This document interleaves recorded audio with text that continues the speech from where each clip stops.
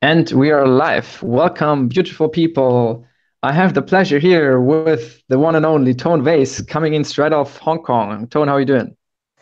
Hey man, thanks for having me on. Yeah, I just got to Zurich around 6:30 in the morning, and man, so much work to catch up on. Hong Kong was crazy. Two conferences, a weekend in between where I taught my trading workshop, and like Hong Kong is just nonstop. I don't think I've ever gotten such little sleep in a 10-day span than what was Hong Kong. So happy to be in Europe.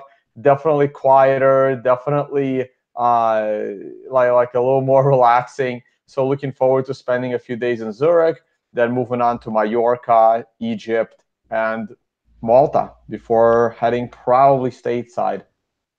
So that's the point that we want to discuss. You're coming to Malta. Have you ever been here before?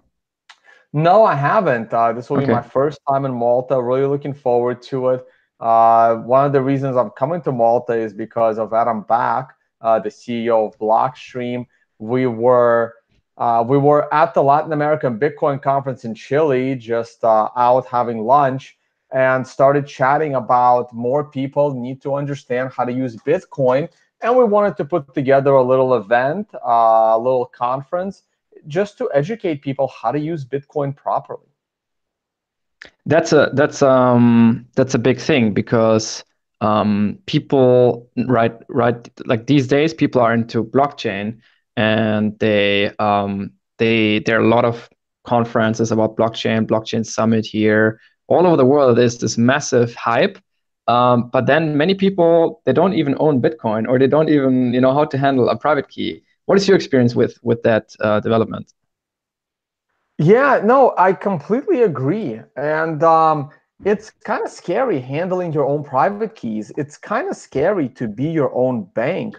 And uh, and that's one of the reasons why we're doing this conference. In my experience, Bitcoin is not very user friendly. I think the UIs are not that great. I think it's still cumbersome, and especially if you're going to use Bitcoin properly. And by properly, I mean running your own node, understanding how to use Lightning, understanding how to use the privacy features of Bitcoin, and understanding how to use mining, maybe even set up a miner. And these are the kinds of things where there's so much misinformation online, so hard to find proper tutorial videos.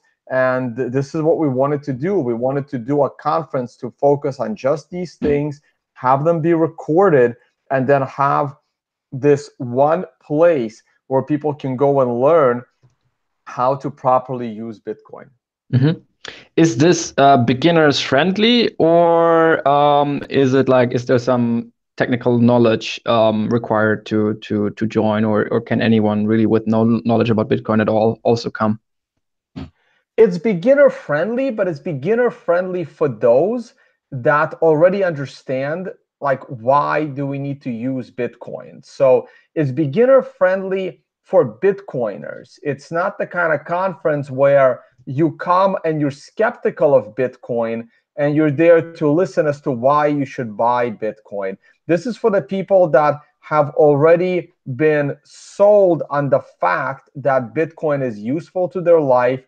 They should have some Bitcoin, and now they want to know how to properly interact with it. So while it's for Bitcoin beginners, it's not for beginners that are still deciding whether they should or shouldn't use, whether they should or shouldn't look into Bitcoin, if Hmm. that makes sense.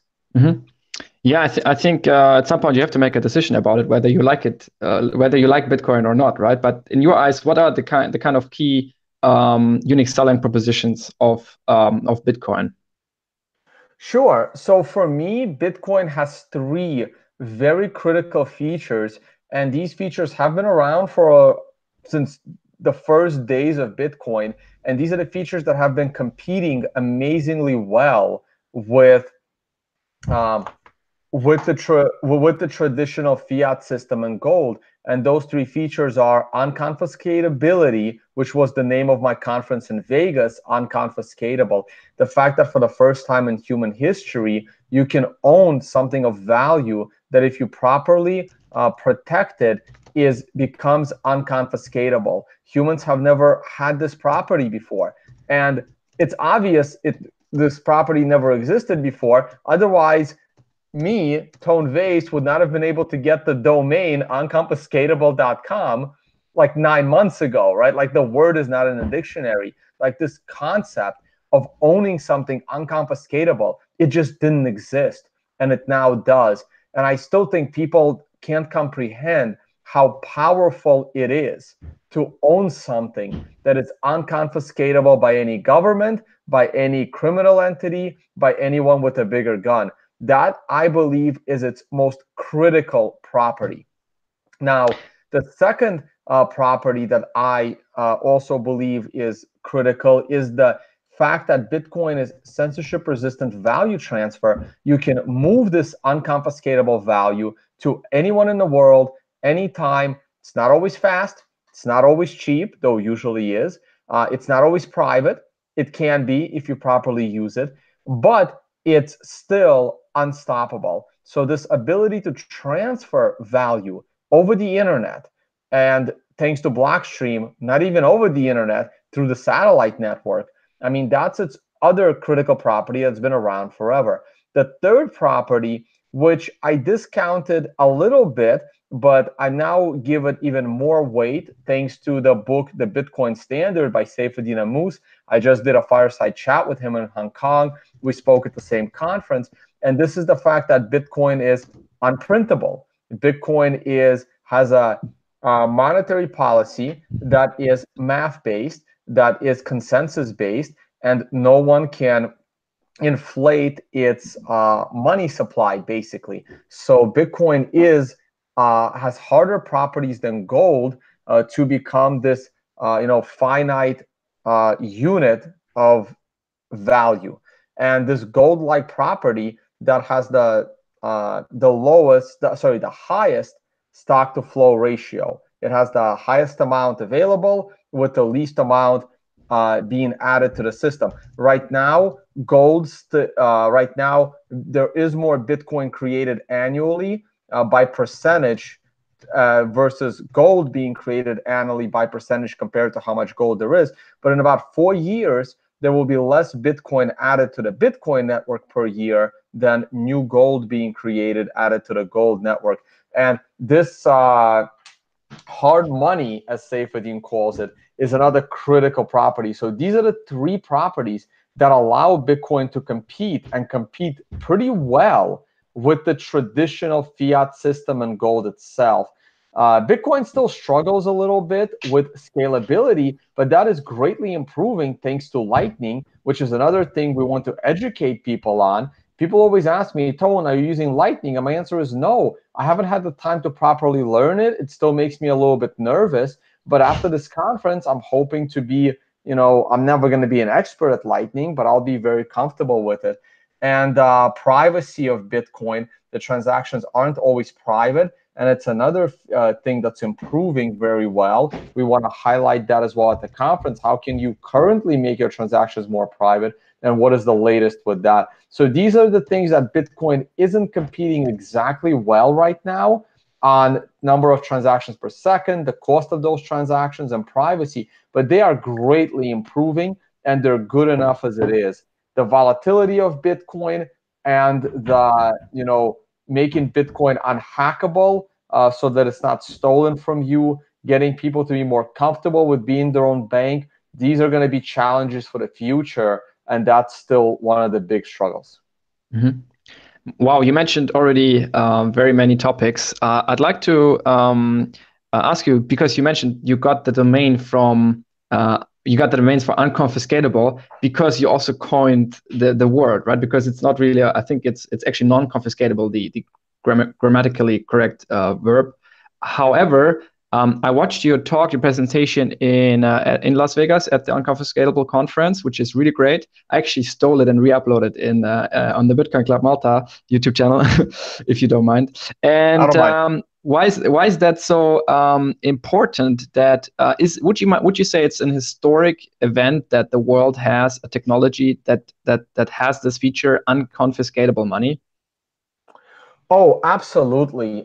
Throughout history, one of the biggest factors throughout history that allowed the rise and fall of dictators and nations was their ability to confiscate wealth from its population. It is done through inflation. It is done through taxation. It is done through outright confiscation of land, confiscation of assets. It's uh, it's happened all throughout history for whatever reasons. Anytime a nation, even like a king, decides to, he found a new religion, and then one of the reasons why that happens is because the current religion happens to have too much money. Too many people start donating to a certain faith. One aspect of a church becomes so powerful because they have money, and that's the time to go after them and confiscate that money. This happened all the time. I mean, this happened in Cyprus, pretty much right next door to Malta, where they confiscated the money from your bank account. If you had over 100,000 euros, they just seized the money. 50% of that money got seized. That's when I recognized it as a serious problem. That was basically the light went off in my head. I knew about Bitcoin prior to the Cyprus confiscation of money, but I didn't like jump off my couch, run out, and turn some of my assets into Bitcoin until I saw the Cyprus events. And these events like Cyprus happen all the time. There's legislation now where the banks are allowed to confiscate your money in order to capitalize the banks in case another 2008 financial crisis occurs. So the ability of governments to confiscate money and confiscate property and confiscate assets is key. It is crucial to how nations rise and fall. And Bitcoin has a way to prevent that from happening. So hopefully we will have less dictatorships in the future. We will have less, Zimbabwe's where they just simply confiscated the land, even though land can still be confiscated. But if your wealth is not in land, if all your wealth is in an asset like Bitcoin, and you're simply leasing that land, your wealth is not at risk of a regime change. So that's very, yeah, like you use historic events to understand better the what property of money might be important. Now Malta made in the past year had come up with a very innovative, or a new way to create a legal environment for decentralized organizations and blockchain technology, so to speak. Are you in any way looking at this, or are you more? Are you more on the side that Bitcoin doesn't really need any form of regulation, or it's not even possible to regulate it?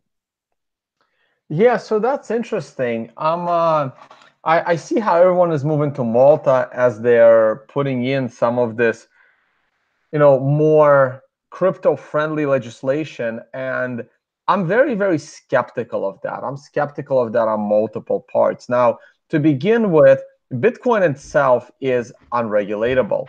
I'm not sure if that. I think I've checked that domain. I'm not able to buy it.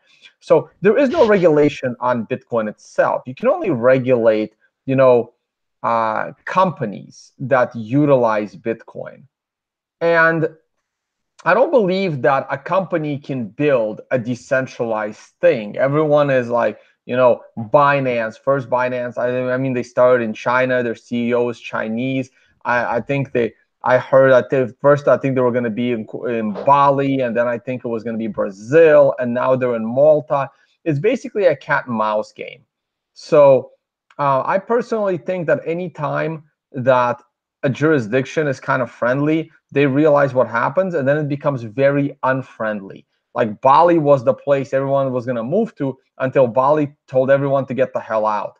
So I don't know how long this will last in Malta, because last I checked, Malta is still part of the European Union. So European Union has somewhat of a say when it comes to financial stuff.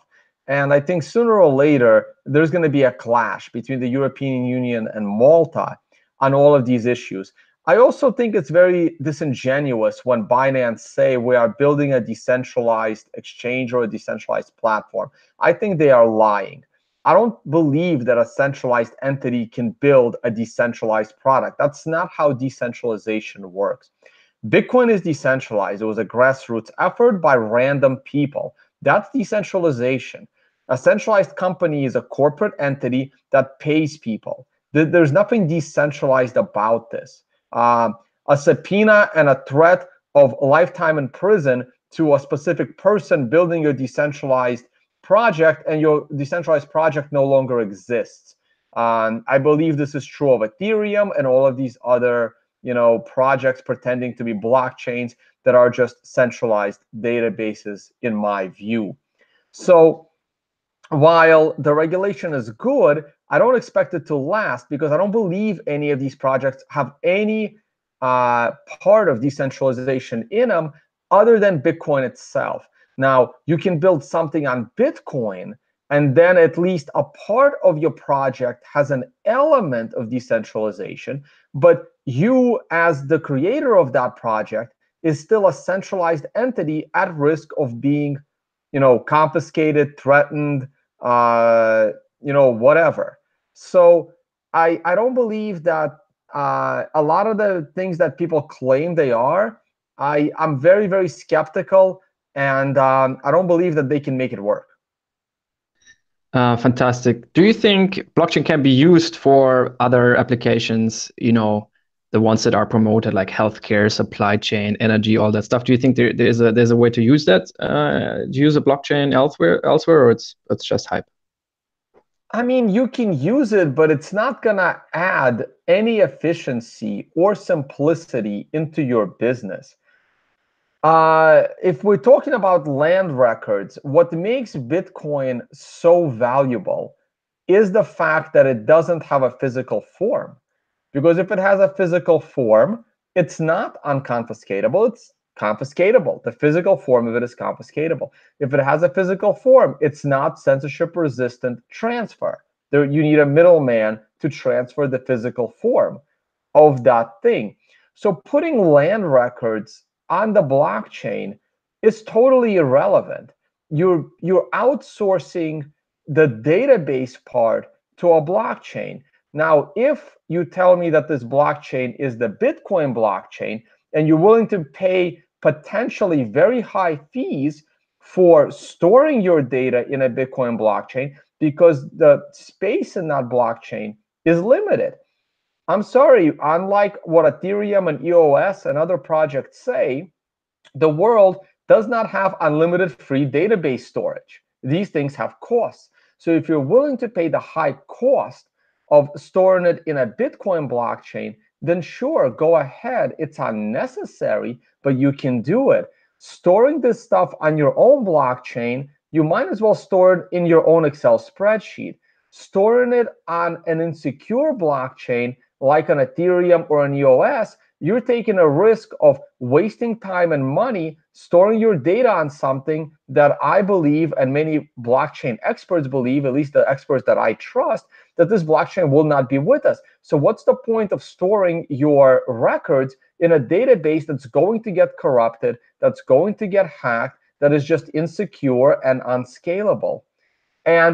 And what's the point of doing that anyway? It doesn't matter if the ownership of your real estate is on the blockchain. If there is a dictatorship or your country gets taken over by another country, they're going to confiscate your land anyway. So it doesn't really matter. Like, for example, if there was a blockchain 300 or 400 years ago in North America, and you can use the blockchain to prove that a certain Native American tribe, has the right to the land of a building you currently live on, well, your family has lived in that building for the last 100 years.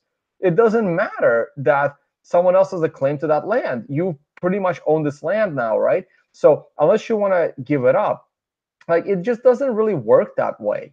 You can prove that at one time you own this land. You can go sue it in courts. Like, it doesn't make the world any better.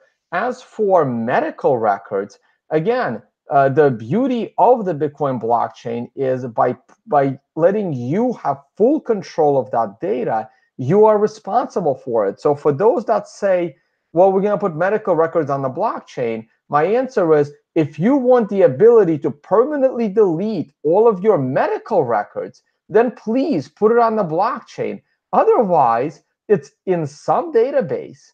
And if you don't have the ability to accidentally lose all of your medical records, it's not really a blockchain. Now, people will say, well, no, I don't want that feature. Why does that feature exist? Well, again, it goes back to censorship resistant value transfer and unconfiscatability. If you don't have the ability to accidentally delete your records in a blockchain, then it's not a blockchain. Now, this property is very, very limited for real life use cases, but I'm very happy that it now exists.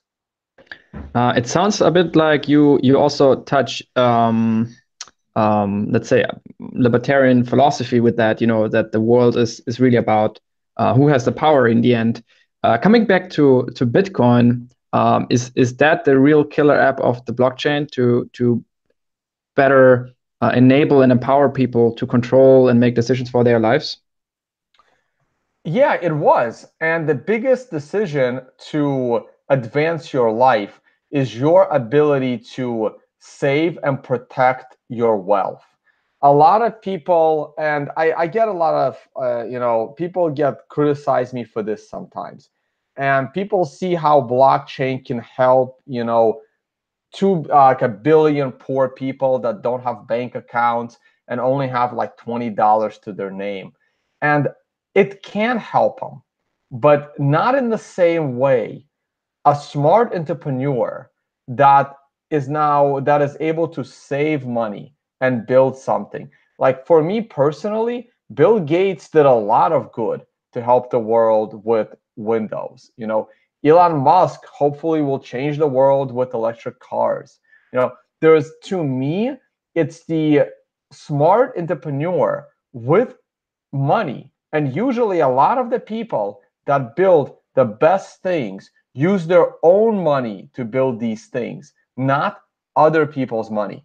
And I believe that Bitcoin and this fundamental shift in what people will consider value and money will create an enormous amount of future entrepreneurs that will use their own money to build things to help the billion poor people around the world. It's not going to be Bitcoin itself.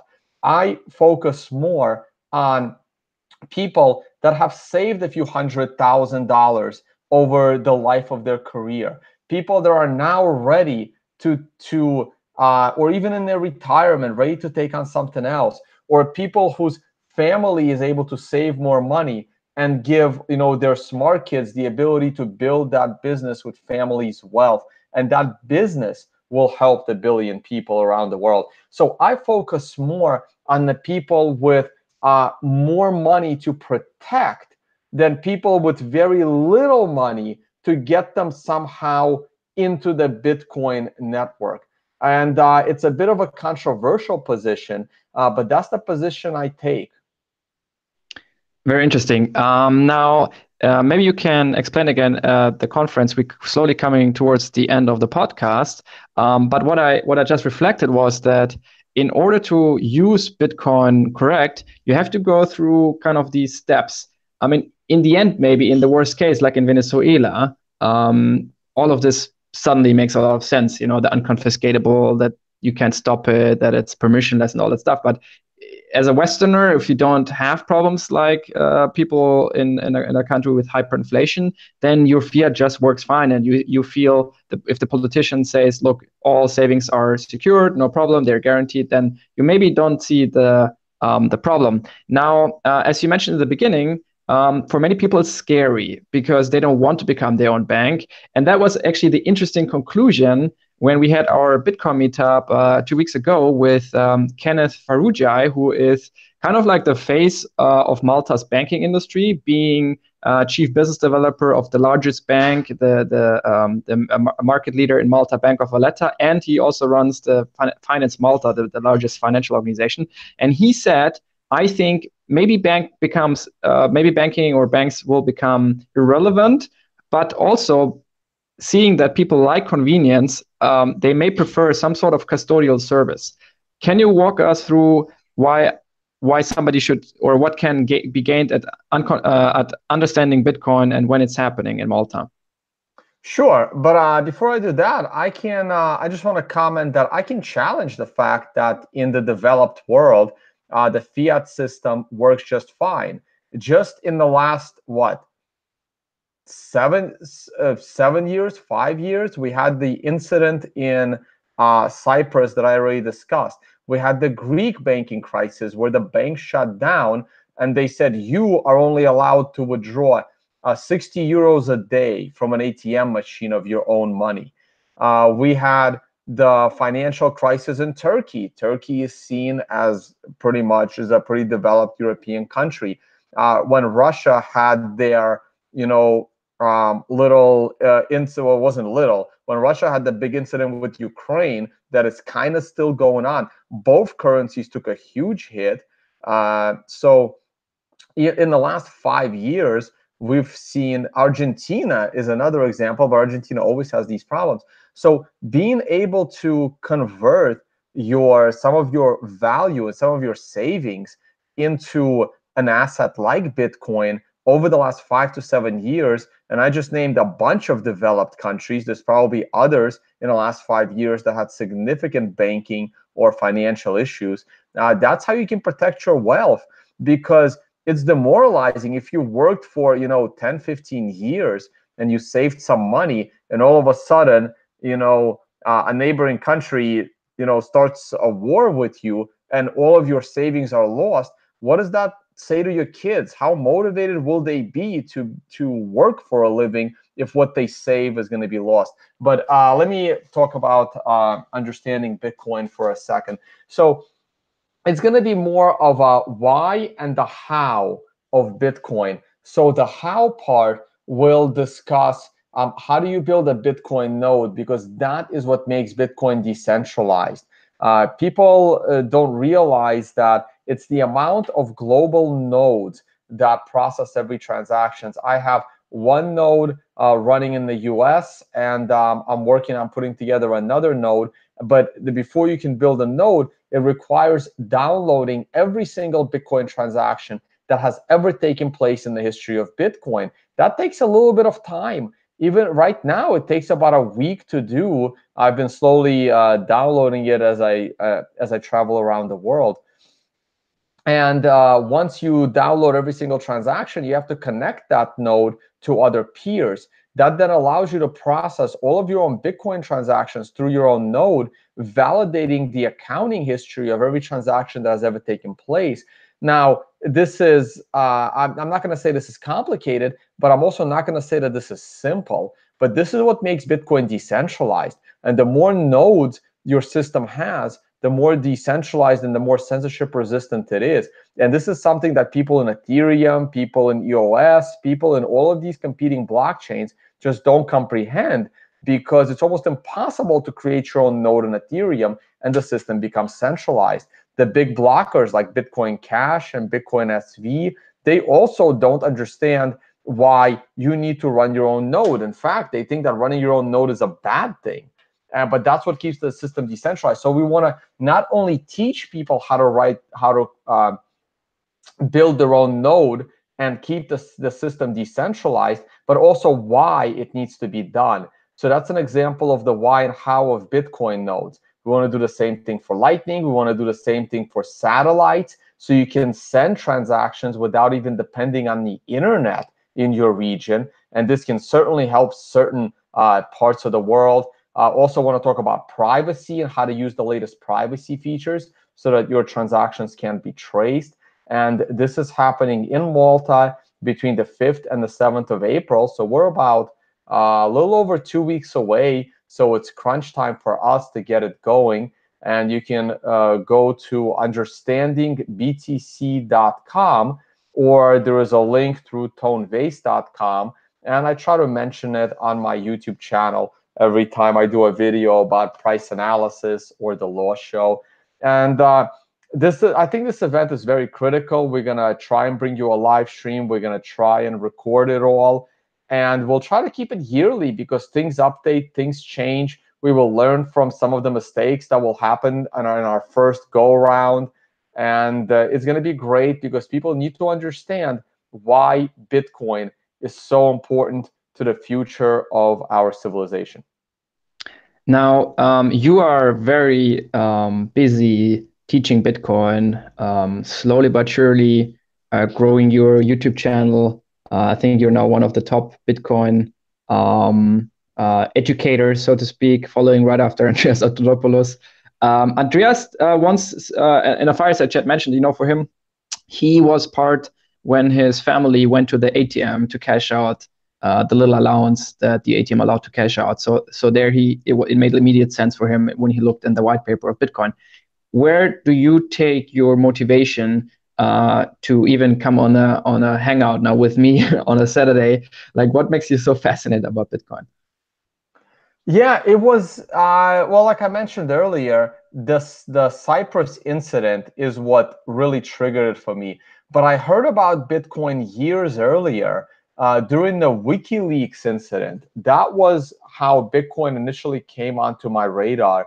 It was in late 2010, early 2011, when WikiLeaks got shut down from all donations through traditional payment methods of Visa, MasterCard, PayPal. And that was during the going into the 2012 elections in the US with the whole Ron Paul movement and the libertarian movement. And I thought WikiLeaks was very, very critical as they were exposing a lot of the atrocities that took place by the West during the Iraq War and some of the other incidents. And while they only survived by the fact that they were able to utilize Bitcoin in their donations. And that was the example of the censorship-resistant value transfer property that resonated with me, but it wasn't enough for me to see it as a necessary need. The use case right after WikiLeaks that was brought to my attention was the Silk Road use case of being able to buy substances online, but that's not something that applied to my life. So it never made any difference. I heard about it in passing, and I'm like, oh yeah, that's cool, but I don't care. The WikiLeaks, I did care, but it was that Cyprus incident that. What do you mean they just took your money out of your bank account because they felt like it? And that was the trigger for me because the Greece incident came after that, and I was already a Bitcoiner. And I do believe that that Greece incident that Andreas talks about with limiting the amount of money you can take out an ATM machine, that helped stabilize Bitcoin at the end of the 2014, 2015 bear market and set us up for that moon rise to 20,000. So let's see if there is another similar incident sometime this year that will turn the corner for the Bitcoin price once again. Wrap up, and I just came up with an idea how we can push this video a bit. So maybe 3 quick questions to just touch it. Is Bitcoin alien proof? Number 1. Then why is there so much hate against Bitcoin maximalists? Number 2. And then 3, I don't know how successful your real estate investments are so far. Maybe you are already working on a Bitcoin city, private city. But if you would be owning an island or like be the prime minister or recommend the prime minister, what would you do as a first rule to cater for the Bitcoin community on your personal island? Wow, the third question is going to be rough. So, is Bitcoin alien proof? Man, that's a good question.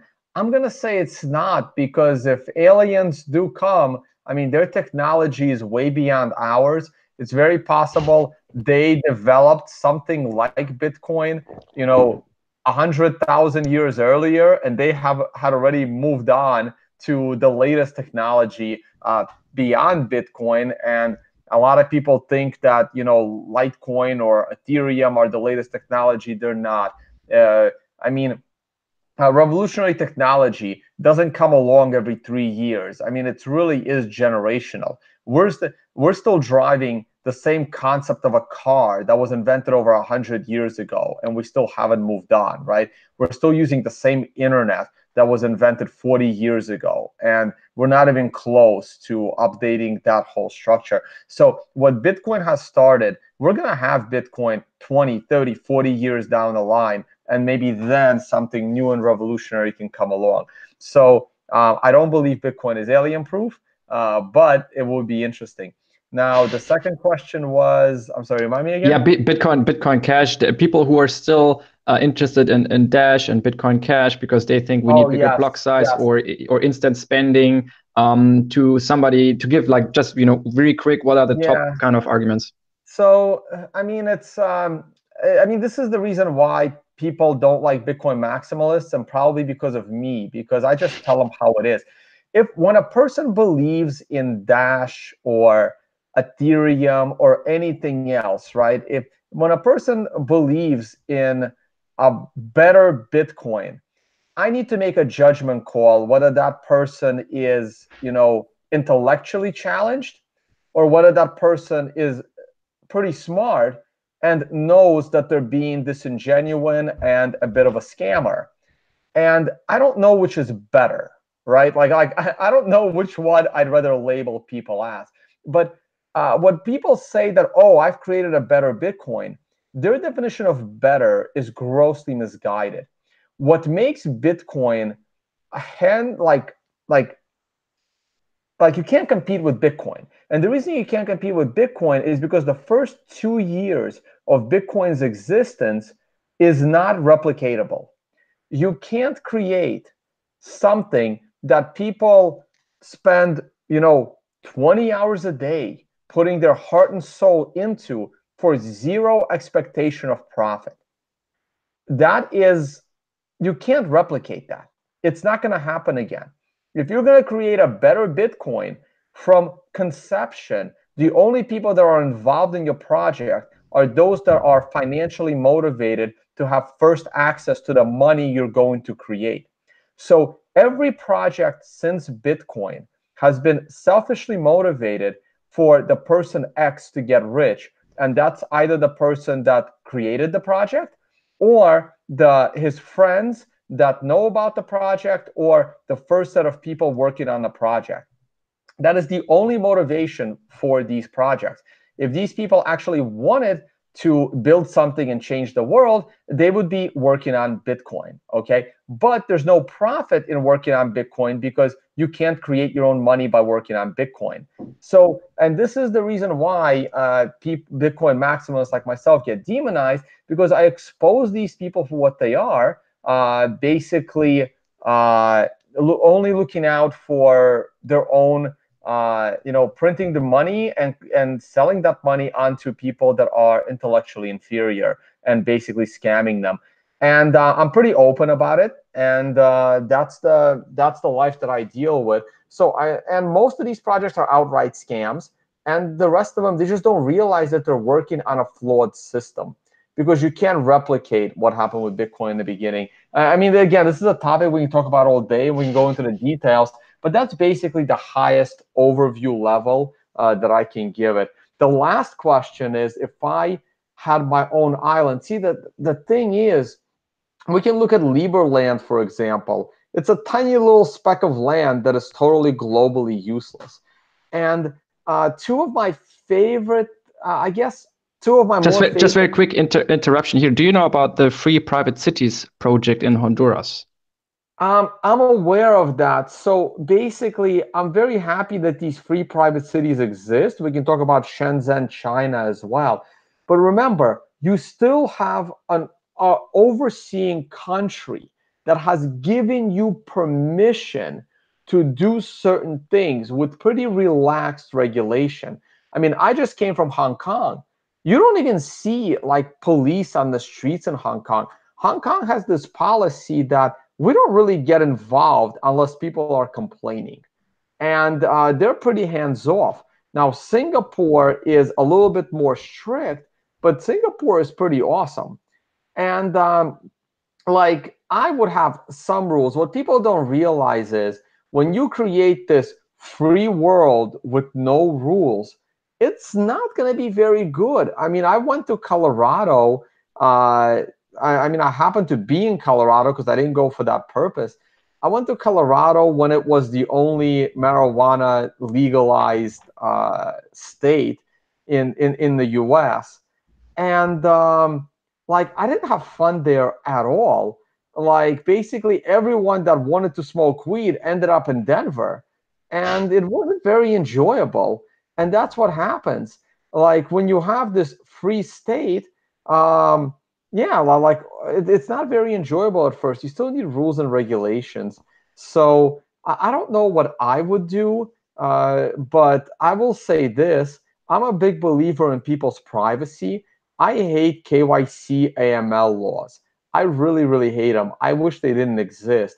But on the flip side, I believe that the regulation on the solicitation of other people's money and the management of other people's money, especially in the crypto space, is non-existent, and that's a big problem. I think that the fact that the laws on solicitation of money within the crypto space and the management of other people's Bitcoin in the crypto space is by that being non-existent, it's a huge problem for the industry. So I wouldn't want to rule my own country. Let's put it that way. And that's So what I mean. a mix Very, very. of Singapore with quite strict rules, but then on the other side, definitely Bitcoin as or like a free market for currency, so decentralized finance and privacy as privacy rules, privacy rights. Yeah. Now, that's a good thing to finish off, I guess. When I look at your website, you have this kind of brand positioning. You always put the faces of the speakers into kings, knights, and queens and stuff. You will have a great time learning about the history of Malta, being an island isolated in the middle of nowhere, but able to defend invade after invade after invade, being super resilient. And maybe there's a nice combination with Bitcoin here as well. So guys, join the Understanding Bitcoin conference with Tone Vays. The website is tonevays.com/conference/understanding BTC. I think it's definitely like one of the top events this year in Malta. And maybe as a very final tip, since you have this beautiful T-shirt here with your carnivore, nice. Yeah. If you want to become an honorable member of the Bitcoin Club Malta, I will tell you where to eat the best steak in Malta, and you can even pay with Bitcoin potentially. Oh, that'd be great. I'm not sure if we have chosen the site of the carnivory dinner that precedes the event. It's the night before the event, but there will be a carnivory dinner. It's a speaker dinner that we do try to do it in a meat-friendly environment, though you don't have to order your steak. But yeah, that'd be great. Shoot that over, and all the details are on understandingbtc.com or the link through my website that Lee just mentioned. I'll put it in the description for sure. So basically, there are two restaurants. One is the Chop House, which has very beautiful beefs from around the world, Wagyu beef. And another one is Marvin from. He has a couple of restaurants, Tarragon and Buddha Man, and like some bars. And he actually is very into Bitcoin. So I'll put you in touch with those people. Thank you very much, Tone. And I see you found a nice place here in your Airbnb in Zurich. What are you doing there over the weekend? I hope you can enjoy your time in Zurich. Thank you. Yeah, I have tonight probably just going to grab some dinner. I haven't eaten in over 24 hours, so this is good. This is my intermittent fasting day. I just spent 14 hours on a plane. I'll wait till dinner. Maybe I might be able to eat 2 steaks, and definitely going to go out and get a steak tonight. Tomorrow is an all-day trading workshop where I teach technical analysis in order to help out traders be more successful. The day after Monday, I'm speaking at an evening meetup and have more interviews and work to do during the day. And then Tuesday, I'm off to Mallorca for another crypto conference called, I believe it's called Blockchain Days over in Mallorca. Yeah, my schedule is public, all my events, again, over at tonevays.com/calendar. Thank you very much. The busy schedule of an unstoppable and unconfiscatable Bitcoin revolutionary. I'm looking super much forward to welcome you for the first time in Malta. And yeah, have a great weekend. Thank you so much. Thanks for the podcast. Thank you. Buy Bitcoin, be free, no financial advice. See you in the next video.